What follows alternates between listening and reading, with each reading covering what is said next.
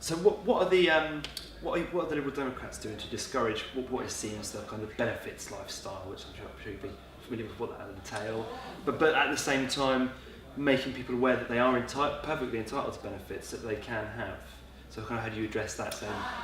Yeah, I mean on a sort of a practical level, as a city councillor, we've made sure that where people are entitled to stuff, the city council, as one voice across the various political parties, is saying, this is how we can help, and this is how we should be promoting that. From a Liberal Democrat perspective, we go back to our sort of William Beveridge roots in terms of how the welfare state should look, and we want a benefit system that is there for people when they need it, a welfare state that's there for people when they need it, social security, but the working is always the better option for people. So where people can, they should. Where they can't, the state will help them. I came from a generation where we considered it very shameful to what we call go on the dole. Yeah. But then I was a young man in the late 1960s, and you simply opened the newspaper and there were jobs.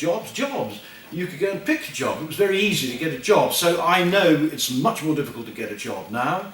Work has become more skilled. The sort of manual labouring isn't what it was. But those manual labouring jobs now have got into the hands of Eastern European gangmasters because, unfortunately, a lot of our population now sort of poo-poo the idea of working physically with their hands. They just don't want to do it. They feel that they've been educated and they shouldn't be doing that. But I spent many years of my life doing very manual, menial jobs. So even if you want to go and do that sort of work on farms, you have to approach a Eastern European gangmaster now to do it. And he doesn't want to know, he wants his own people. Okay. And that's what's made it so difficult. So we should not be allowing large-scale immigration into this country when our own people find it difficult to get jobs. On the other hand, you have to strike the balance. If our own people will not do certain jobs, then those jobs have got to be done. And food production, food processing is critical. It has to be done. So we need to, and I'm not absolutely 100% certain of our detailed policy on this, right, but I understand that we will be reining in the benefit culture. Well, I sort of reject this kind of lazy language about a benefits lifestyle. I think there are obviously some people who do take the mickey, but all the evidence shows that they're a very, very small proportion of our society. And actually what we should be talking about is how people are really struggling to get the benefits. It's actually to do with what they deserve, what the system should be giving them. So if you are sick and you cannot work, then you should be getting the sort of support from the welfare state that you deserve as that sick person. If you cannot find a job, and you genuinely can't find a job, and there are still many people in Norwich who cannot find work, no matter how much they try, then you should be supported to ensure that you still have a roof over your head, and so that your family's not on the street. And that is just the hallmark of a civilised society.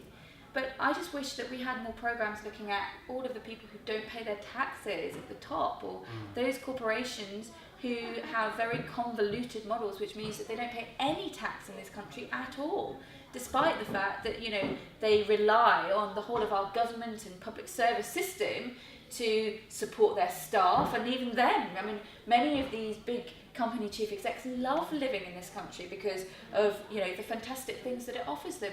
Well, they should pay tax for their company that benefits so much for the investment that you and I as taxpayers put in. So for me, it's about saying, well, yeah, okay, let's make sure that we don't have people who are taking the mick out of the system.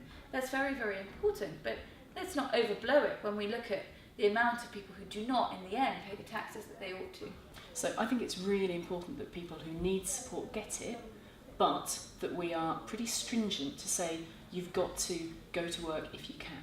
So that's the attitude that the Conservatives have taken for our time in government. We've reformed welfare. Probably one of the most obvious pieces of that is what's called the benefits cap. So we've capped the total amount of benefits that a whole household could get, so that it's the same as the average amount you could get by going out to work.